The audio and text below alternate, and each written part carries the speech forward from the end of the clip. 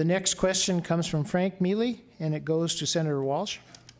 Senator Walsh, how do you plan to represent the state's interests when it comes to coal, timber, and oil extraction when so many special interest groups affiliated with the Democratic Party are opposed to coal, oil, and timber extraction? Specifically, and to narrow it for all the candidates, do you believe in man-caused climate change, and what do you think about the federal government's measures to counteract it? And considering that Montana has the largest coal reserves in the nation, how do you feel about the new EPA regulations targeting coal energy, and what would you do to challenge your own party to fight those regulations? Frank, could you repeat the second part of that question? Just kidding. Frank, I was born in Butte, Montana, right down here on Locust Street, about 6 blocks from the Berkeley Pit. My father worked for the Anaconda Company, and so I understand natural resource development and the impacts of natural resource development. The one thing I will tell you that I will not do is that I remember in the late 1970s when the Anaconda Company pulled out of Butte, Montana. I remember the families that were impacted by the Anaconda Company leaving Butte, Montana. I remember the impact of families from the Anaconda Company leaving Anaconda, Montana. So what's very important to me is jobs.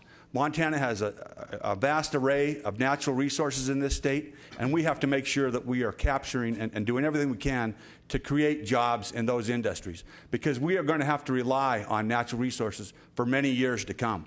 But I also want to make sure that Congress pulls its head out of the sand and understands what's going on here in the United States.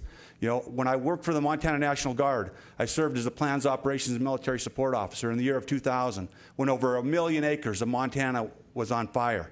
As I drive around the state of Montana and I see the beetle kill trees and the effect that that's having on our forests, when I see the waters that are starting to warm, you know, there's a lot of jobs, not only in the natural resource industry, but that come along with agriculture, the timber industry, anglers, hunters. So we have to take a look at all of these industries and how we are going to create jobs. But I am not going to shut down any jobs based on what, you know, Your time is up, Senator Walsh. Congressman Daines, your answer? Recently, I was up in Lincoln County. Lincoln County is controlled 76% by the federal government and has an unemployment rate of over 15%. I had a conversation with a young couple there that night for dinner, and they said, Steve, basically what we have up here now is poverty with a view.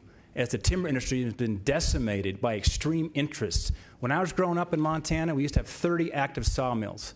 Today, we have only 11. When I was growing up, timber harvests were 90% greater on our federal lands than they are today. If we lose our natural resource base in this state, we lose good, high-paying jobs. I was on the Crow Reservation recently and spoke with Chairman Darren Old Coyote. He said to me, a war on coal is a war on the Crow people of Montana. I spent time out in Colstrip a week and a half ago, right after the president announced these regulations that are going to kill the coal industry. And they were looking at me saying, what are we doing back in Washington here, allowing this president and these out-of-control regulations here to kill our natural resource industry, to kill our jobs? This is not just a war on coal. This is a war on the middle class in America, a war on jobs in Montana. Mr. Roots, your answer? With regard to the energy industry, I'm a big proponent of free markets, capitalism. I think that's the way to go with the oil industry, the coal industry. I often have great discussions about climate change and these kinds of things. I love reading up on this, all sides of these kinds of topics. I love science. I love reading up on it. Suffice it to say, what is the solution to any environmental concern, including the climate change idea? The solution is to unleash the power of capitalism on such an idea, because every time you unleash the power of socialism, I shouldn't even say the power of socialism, the stink and stain of government supremacy, central planning, and socialism, you get more pollution, you get a degraded environment, you get dirtier air, you get dirtier water. When the Berlin Wall came down, which side was more polluted? Which side had cleaner air? The cleaner air was on the capitalist side. The cleaner rivers were on the capitalist side. The dirtier air, the dirtier, polluted environments were on the communist, the socially planned, the government-controlled side. The same is true in Korea. They split Korea in half just like they did with Germany.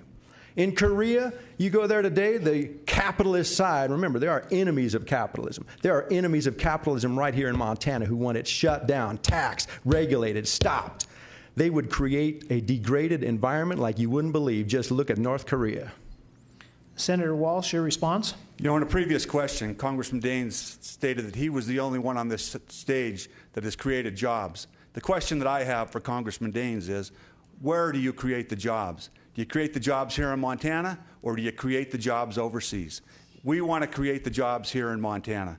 So that's what's very important that we take a look at. Again, talking about our natural resource development, we have an abundance of natural resources in the state of Montana. We have to make sure that we are balancing jobs with other, all across the state. I mentioned how important fishing is, and hunting, skiing, those industries are to the state of Montana. I visited Colstrip, Montana last week and talked about the jobs that they have there and the impact of these rules.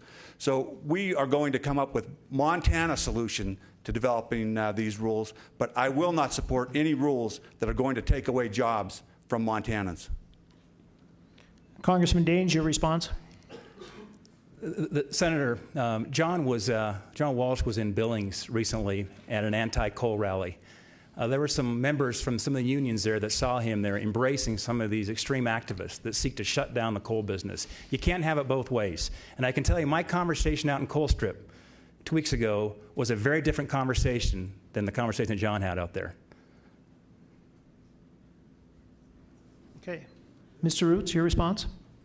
Back on climate change, you know, if we unleash the power of the individual, instead of the stink of government, the individual could solve any environmental problem. There would be people who would be tinkering in their backyards with little spacecrafts and things that they would send up into the stratosphere, clean the air. This is what capitalism does. It cleans things. It makes things better. Every measurement of human well-being improves where there are free markets. Look at North Korea. Look at Germany. 2 countries where they had the same populations. They cut the countries in half. Half went capitalist, half went communist. The results were identical on each side, each single time.